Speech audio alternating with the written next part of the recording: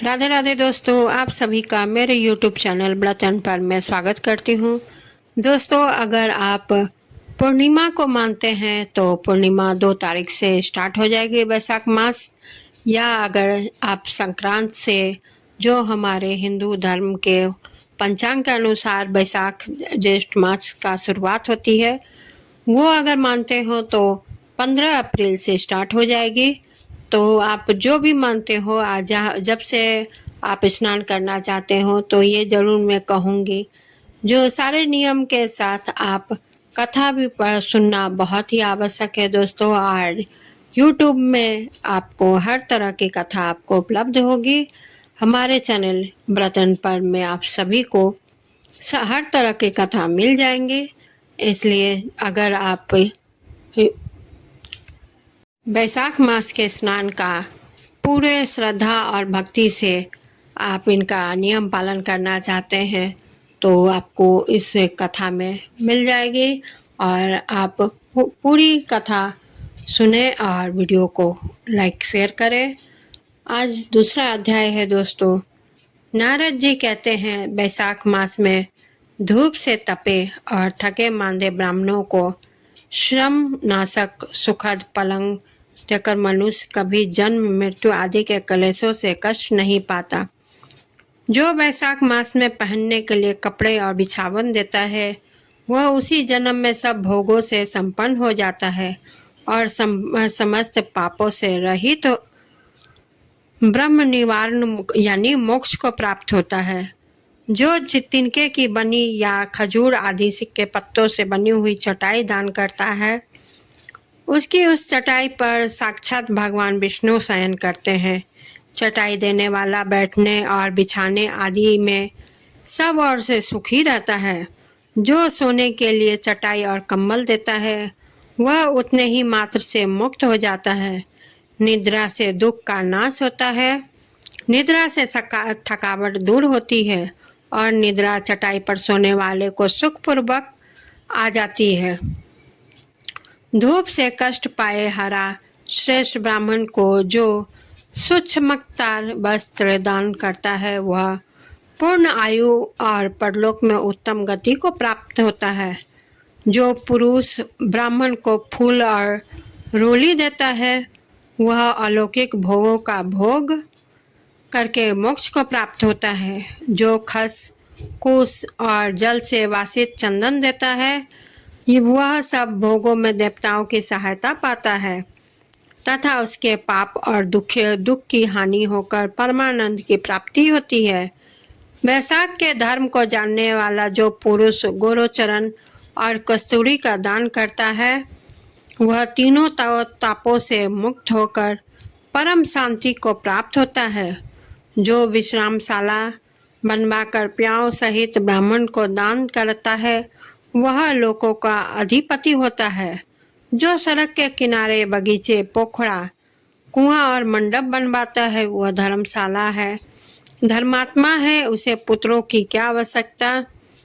उत्तम व शास्त्र का श्रवण, तीर्थ यात्रा, सत्संग, जलदान, अन्नदान, पीपल का वृक्ष लगाना तथा पुत्र, इन 7 को विज्ञ पुरुष संतान मानते हैं।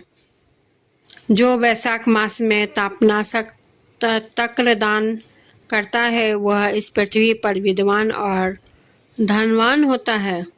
धूप के समय मुट्ठी के समान कोई दान नहीं, इसलिए रास्ते के थके मांदे ब्राह्मण को मट्टा देना चाहिए। जो वैशाख मास में धूप की शांति के लिए दही और खार दान करता है तथा विष्णु प्रिय वैशाख मास में जो स्वच्छ चावल देता है वह पूर्ण आयु और संपूर्ण यज्ञों का फल पाता है।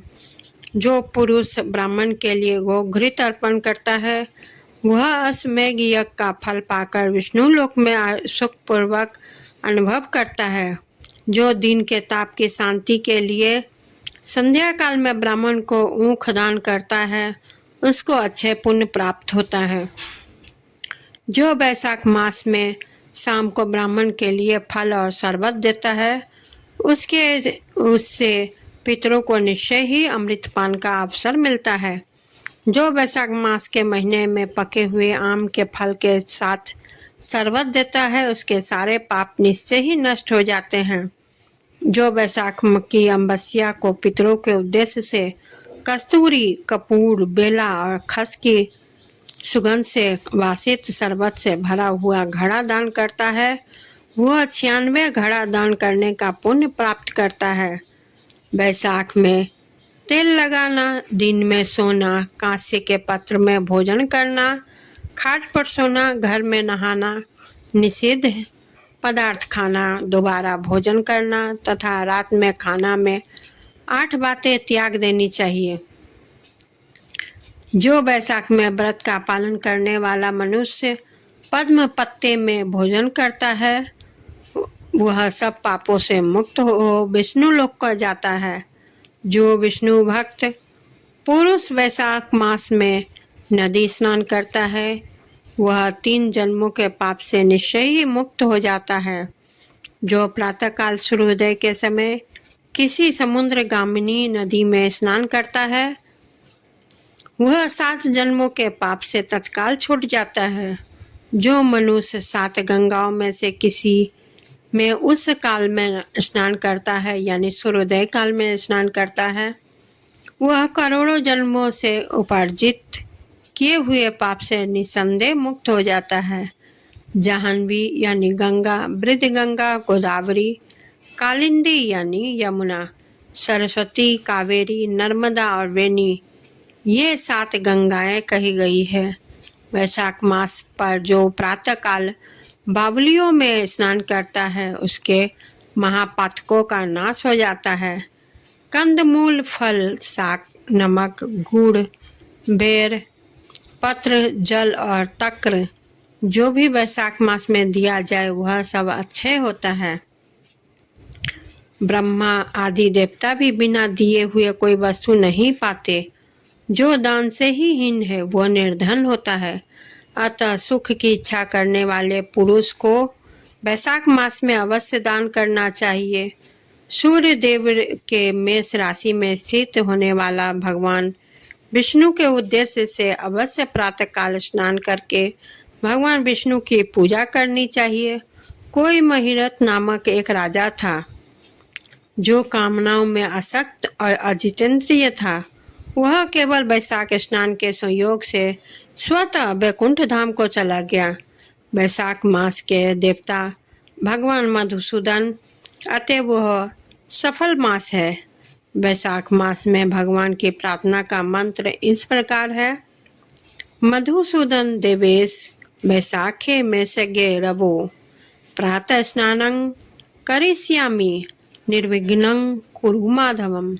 हे मधुसूदन, अर्थ है दोस्तों, हे मधुसूदन, हे देवेश्वर माधव, मैं मेष राशि में सूर्य के स्थित होने पर वैशाख मास में प्रातः स्नान करूंगा। आप इसे निर्विघ्न रूप में पूर्ण कीजिए। तत्पश्चात निम्नांक इस मंत्र से आधार दें। वैशाखे में से गे भानु प्रातः स्नान परायणं अधर्यतेहं प्रदास्यामि गृहाणं मधुसूदन। यानी अर्थ है सूर्य के मेष राशि पर स्थित रहते हुए वैशाख मास में प्रातः स्नान के नियम में संलग्न होकर मैं आपको अधर्य देता हूँ। हे मधुसूदन, इसे आप ग्रहण करें। इस प्रकार अधर समर्पण के स्नान करें। फिर वस्त्रों को पहनकर संध्या तर्पण आदि सब कर्मों को पूरा करके वैशाख मास में विकसित होने वाले पुष्पों से भगवान विष्णु की पूजा करें। उसके बाद वैशाख मास के महत्व को सूचित करने वाली भगवान विष्णु की कथा सुने। ऐसा करने से कोटि जन्मों के पाप से मुक्त होकर मनुष्य मोक्ष को प्राप्त होता है। यह शरीर अपने अधीन है, जल भी अपने अधीन है, साथ ही वह जीवा भी अपने बस में है। अतः इस स्वाधीन शरीर से स्वाधीन जल में स्नान करके स्वाधीन जीवा से हरि इन 2 अक्षरों का उच्चारण करें। जो वैशाख मास में तुलसी दल से भगवान विष्णु की पूजा करता है वह विष्णु की समुज्य मुक्ति को पाता है। अतः अनेक प्रकार के भक्ति मार्ग से तथा भांति भांति के व्रतों द्वारा भगवान विष्णु की सेवा तथा उनके सगुण या निर्गुण स्वरूप का अनन्य चिंत से ध्यान करना चाहिए। दोस्तों, आप सभी को मेरी यह वीडियो का मतलब वैशाख मास की कथा कैसी लगी? आप लोग कमेंट ज़रूर करें, वीडियो को लाइक शेयर ज़्यादा से ज़्यादा करें और बेल आइकन को क्लिक ज़रूर करें, क्योंकि कोई भी नई वीडियो का नोटिफिकेशन सबसे पहले आप तक ही पहुँचे। इसलिए और इसी के साथ मैं विदा लेती हूँ। धन्यवाद।